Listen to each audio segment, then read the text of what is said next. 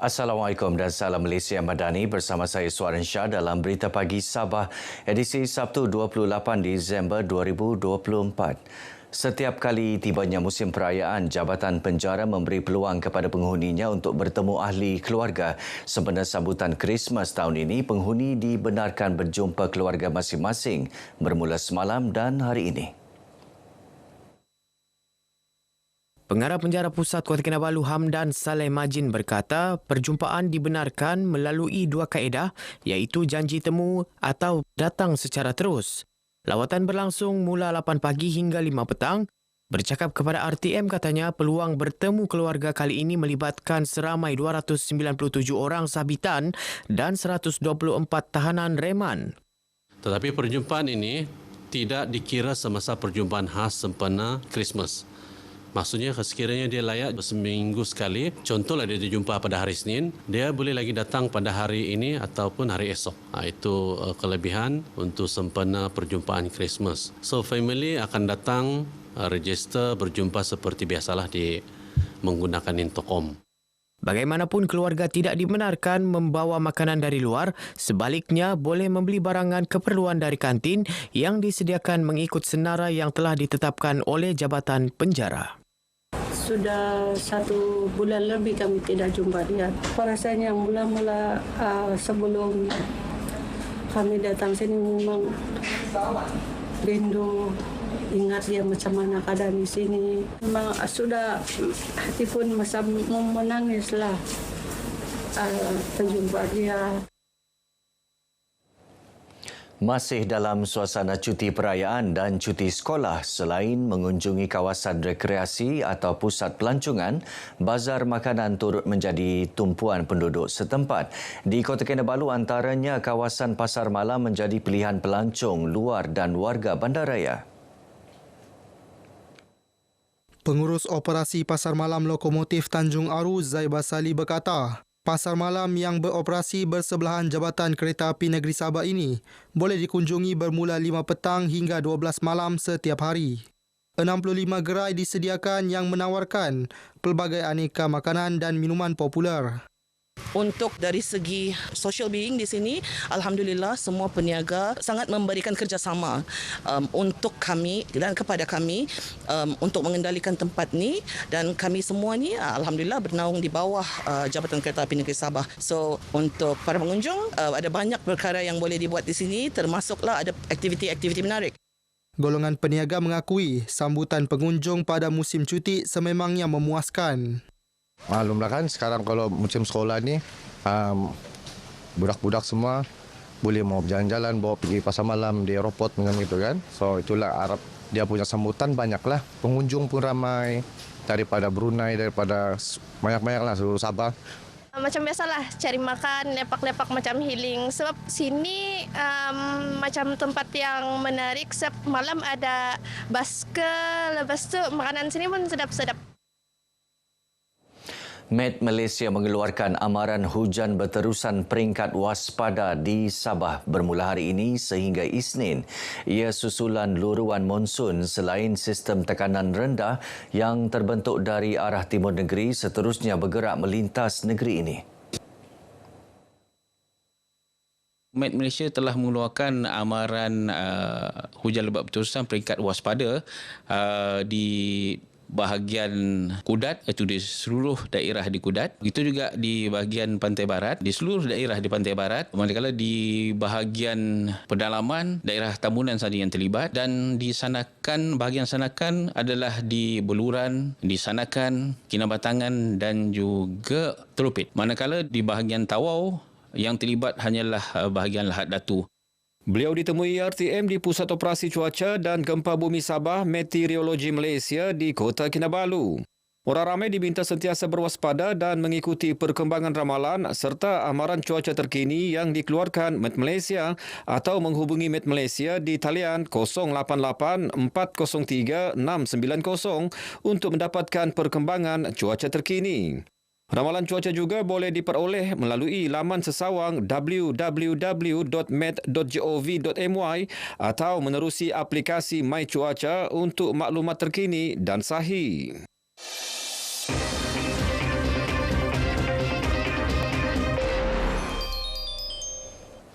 meningkatkan kecekapan operasi dan mutu perkhidmatan. Ke arah itu, Jabatan Tanah dan Ukur JTU Sabah melancarkan Smart Geo Sabah, sebuah aplikasi pengurusan tanah berasaskan kecerdasan buatan AI yang pertama di Malaysia.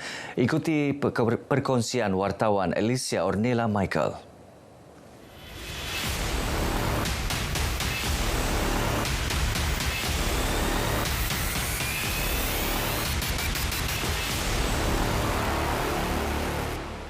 Dilancarkan oleh Ketua Menteri Datuk Seri Panglima Haji Jinor 30 Julai lalu, inisiatif ini usaha JTU Sabah merapatkan jurang teknologi dan pengurusan tanah negeri ini. Antara fungsi utamanya menyediakan maklumat sesebuah tanah dalam persekitaran 3D untuk analisis lebih mendalam. Aplikasi ini juga berupaya memahami impak banjir terhadap tanah melalui simulasi aliran air berdasarkan data geospasial. Kita telah mengintegrasikan semua jenis maklumat data, tanah, ukur, penilaian yang ada. Dan dengan menggunakan aplikasi ini, kita boleh mendapat pencarian dari semua jenis sistem yang ada dan juga dalam bentuk 3D, contohnya 3D building dan juga maklumat di bawah tanah, itu utility, pipe air, pipe pembentungan yang di mana kita telah memperoleh melalui pengukuran underground utility.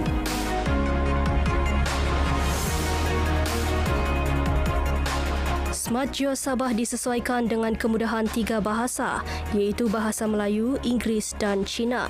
Ia turut dilengkapi voice recognition bagi memudahkan pencarian maklumat tanah pelanggan. Melalui integrasi teknologi AI, JTU Sabah juga berjaya mengatasi beberapa cabaran sepanjang tahun ini. Antaranya menyeimbangkan pengagihan penggunaan tanah yang terhad di Sabah melalui teknologi geospasial yang membolehkan analisis dan keputusan dilaksana dengan tepat serta memenuhi harapan pelanggan yang semakin meningkat.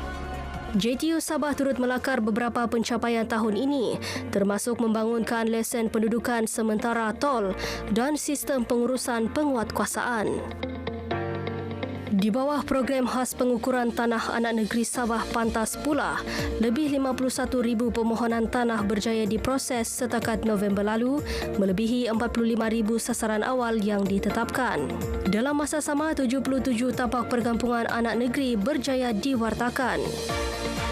Kita telah memohon peruntukan untuk pengukuran tanah anak negeri pada tahun 2025 dan juga akan terus memohon peruntukan untuk tahun rancangan Malaysia ke-13 2026 hingga 2030 sebab masih banyak kawasan yang perlu diukur dan dikeluarkan keran untuk anak negeri. Penggunaan teknologi moden seperti AI secara bertanggungjawab dan beretika ternyata berjaya membantu melancarkan operasi dan pentadbiran sesebuah organisasi.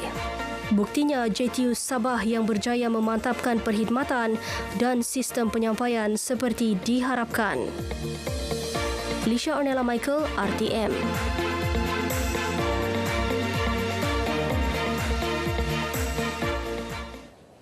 Dewan Aliansi Masyarakat Adat Nusantara Provinsi Kalimantan Utara akan menganjurkan Kongres Aliansi Masyarakat Adat Nusantara di Kota Samarinda, Indonesia pada Mac 2025. Kongres antarinisiatif memperkukuh kerjasama dengan Pertubuhan Gabungan Adat Bangsa Tidung Negeri Sabah Pantas dalam mempromosi keunikan budaya antara Indonesia dan Sabah. Manfaatnya adalah kita mengangkat budaya seni suku kaum Tidung yang sudah hampir punah, hampir tidak ada lagi karena tergerus oleh kemajuan teknologi komunikasi dan anak-anak muda kita hampir melupakannya. Kongres Jurong kali diadakan ini bakal menghimpunkan 10,000 orang terdiri daripada pelbagai etnik Borneo dan Nusantara. Turut diundang sama menghadiri kongres ini adalah ketua-ketua adat di Sabah yang mewakili lebih 32 etnik di Sabah. Baik, saudara, sekian paparan berita pagi Sabah kali ini. Menyusul selepas ini berita pagi Sarawak. Dari sungai hingga segara Palestin, pasti merdeka.